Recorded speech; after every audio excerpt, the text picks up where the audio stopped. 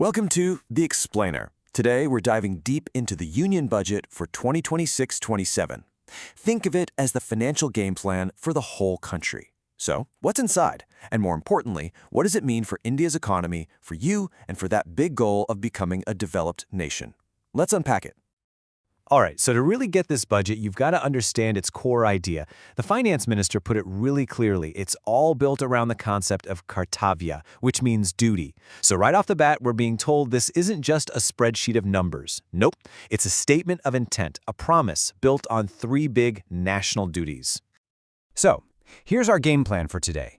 First, we'll look at those guiding principles. Then, we'll jump into what's powering economic growth. After that, we'll see how it's supposed to help citizens. We'll definitely decode the tax changes. I know you're waiting for that part. And finally, we'll wrap up by looking at the budget by the numbers. Okay, first up, the budget's guiding principles, the three kartavyas. So what's the big idea here? Well, like we said, it all comes down to these three kartavyas or duties. If you get this framework, honestly, the rest of the budget's logic just clicks into place. So here are the three big duties. First, and this is the engine, you've got to accelerate and sustain economic growth. Makes sense, right? But, and this is key, growth for its own sake isn't the whole story. That brings us to number two. You have to fulfill the aspirations of the people, build up their capacity.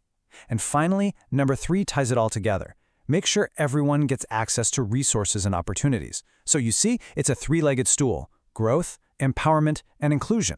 And all of this is aimed at one massive goal: Viksit Bharat, a fully developed India. All right, let's get into the first big pillar, powering economic growth. This is all about fueling the engine of Viksit Bharat. So, what's the strategy? How are we going to get this done? Well, the main play here is a powerful, ongoing push into infrastructure. And for any of you out there preparing for competitive exams, you know this term is absolutely crucial: capital expenditure, or CAPEX. The thinking is pretty simple but powerful. When you build things, roads, bridges, ports, you create jobs and demand right now, but you're also building the foundation for a more productive economy for years and years to come. It's a win-win. So, what's the big number they're putting behind this? Get this, 12.2 lakh crore. That is a huge number, and that's the proposed public capital expenditure.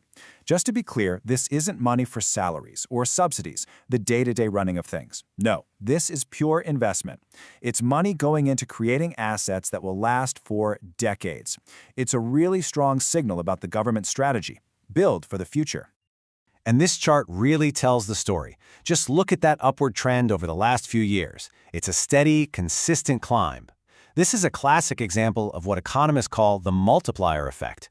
The idea is that for every single rupee the government spends on, say, a new metro line, it doesn't just stop there. It ripples out, creating demand for cement, steel, and jobs, which in turn creates even more economic activity. It's like a pebble in a pond, but for the economy.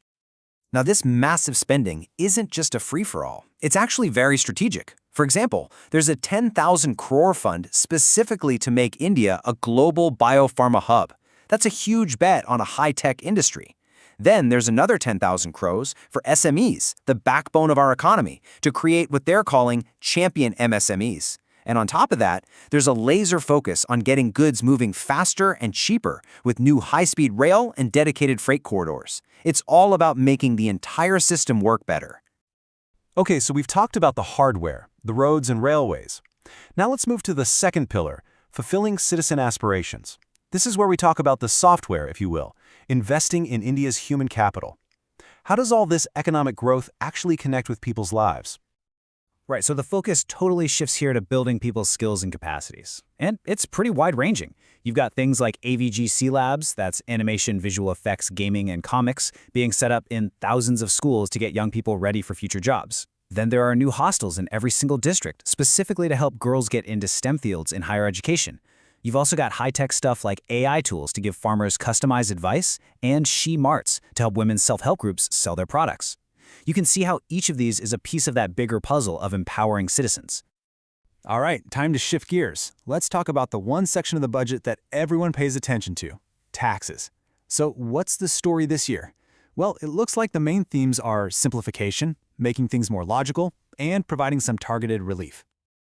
Okay, before we get into the nitty-gritty, let's look at the big picture.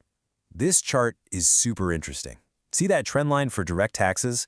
It's steadily climbing. That's actually a really good sign for the economy. It means more formalization, better compliance. On the flip side, you see indirect taxes are kind of leveling off, which makes sense as the GST system matures and gets more streamlined. And speaking of streamlining, here's a big one. A brand new Income Tax Act is on the way. It's slated to kick in from April 2026. The whole point? Simplification. The idea is to take our current, let's be honest, kind of complicated tax laws and make them much, much easier to understand and follow. For most of us, that hopefully means less confusion and less paperwork. So, what's changing right now? Well, there are some pretty specific tweaks.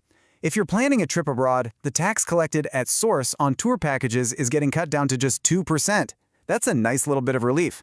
For the IT sector, it's a huge deal. The safe harbor threshold is being jacked up from 300 crores to 2,000 crores. That's a massive jump, designed to cut down on tax litigation. And for all of us, tariffs on personal imports are being cut in half, and, really importantly, basic customs duty is being scrapped on 17 essential medicines. That should directly help bring down healthcare costs. Okay, we've covered the vision, the big projects, the tax changes. Now it's time to get into the fiscal math. This is where the rubber meets the road. Let's see how the numbers actually stack up, where every rupee comes from and where every rupee goes. This infographic is basically the budget in a nutshell. It's a snapshot of the government's finances. You can see on one side you've got all the money coming in, the receipts, and on the other, all the money going out, the expenditure. If you just compare the bars from last year to the estimates for this year, you can see the story. And hey, look over there on the expenditure side. See that big jump in capital expenditure? That's the 12.2 lakh crore we were just talking about. Okay, now for anyone studying for exams, this next table is pure gold. It's got all the key indicators broken down, fiscal deficit, revenue deficit, the whole shebang.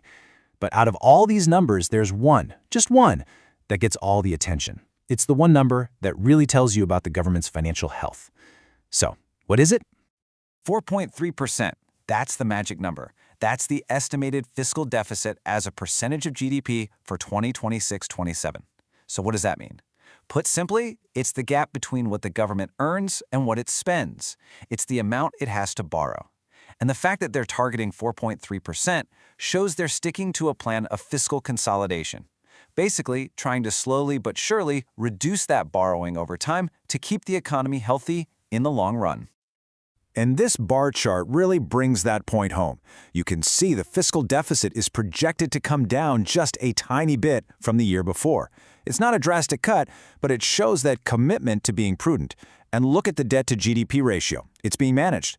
This is the real tightrope walk of any budget, isn't it? How do you spend big on growth while also making sure you don't borrow too much? It's a tough balancing act.